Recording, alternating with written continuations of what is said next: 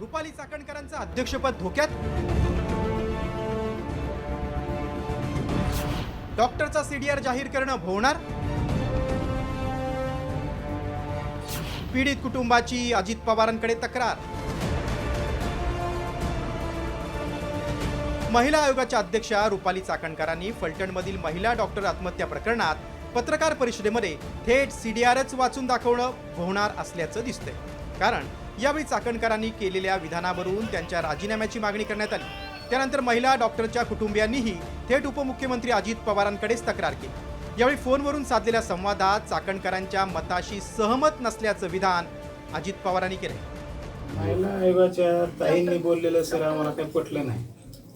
अध्यक्षाला त्या मताची आता कोणी सहमतच नाहीये. मी कधीच तुम्हाला तसं म्हणलं नाही.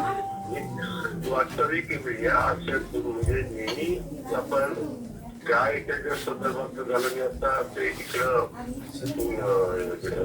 यवतमाळ जिल्ह्यात आलेलो आहे, परंतु ते मी पण ते सर्व वाचलं. ते मलाही पटलेलं नाहीये. त्याच्या संदर्भामध्ये मी पण माझ्या पद्धतीनं असं बोलण्यामागचं तुमचा प्रतिसाद काय असं बोललं मी ते विचारणार होता. मुद्दा काय आहे दादा की एक आपलं महिला आयोग म्हणजे महिलेच्या सुरक्षिततेसाठी आहे. त्यांनी पहिलं पीडित कुटुंबाला येऊन भेट द्यायला पाहिजे आणि त्यांचं ऐकल्यानंतर काय देणं का होईना स्टेटमेंट, पण त्या आरोपीच्या घरी जाऊन भेट देऊन स्टेटमेंट देतात म्हणजे ते आम्हाला थोडंसं दुःख झालं दादा. मी अजिबात त्या गोष्टीचं समर्थन करणार नाही. अतिशय चुकीचं झालंय. मी त्यांना ते त्याच्याबद्दलचं त्याचं का तुम्ही स्टेटमेंट केलं त्याच्यामागचं काय तुमचं कारण आहे. आम्हाला न्याय मिळावा एवढीच अपेक्षा आहे आमची. फलटणमध्ये चाकणकरांच्या कोणत्या विधानामुळे हा वाद पेटला आणि कुणामुळे त्यांच्या राजीनाम्याची मागणी सुरू झाली ते पाहूया. प्रशांत बनकर यांच्या घरी डॉक्टर ह्या दिवाळी साजरी करण्यासाठी लक्ष्मीपूजन करण्यासाठी होत्या.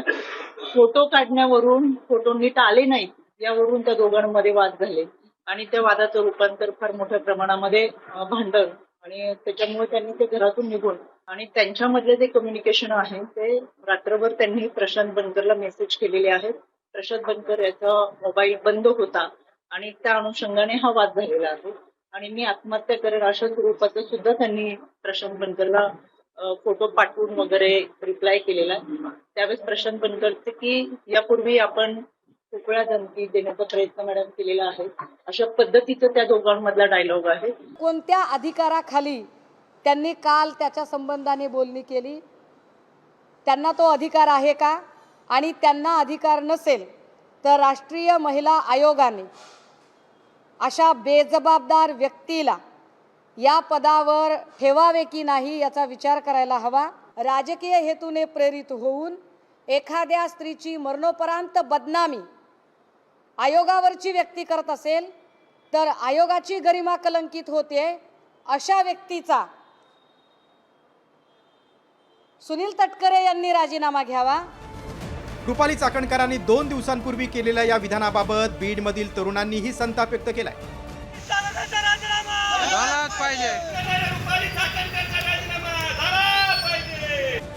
पीडित महिला डॉक्टरच्या कुटुंबाला न्याय मिळावा अशी मागणी करत शोले स्टाईल आंदोलन बीडमध्ये करण्यात आलं. तर दुसरीकडे मंत्रालय परिसरात शरद पवारांच्या राष्ट्रवादीच्या कार्यकर्त्यांनीही आंदोलन करत चाकणकरांविरोधात घोषणाबाजी केली.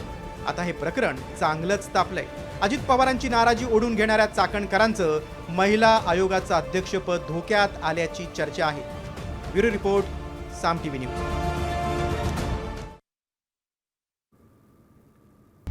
आता isakal.com आहे देशातील नंबर 1 ची मराठी न्यूज वेबसाईट.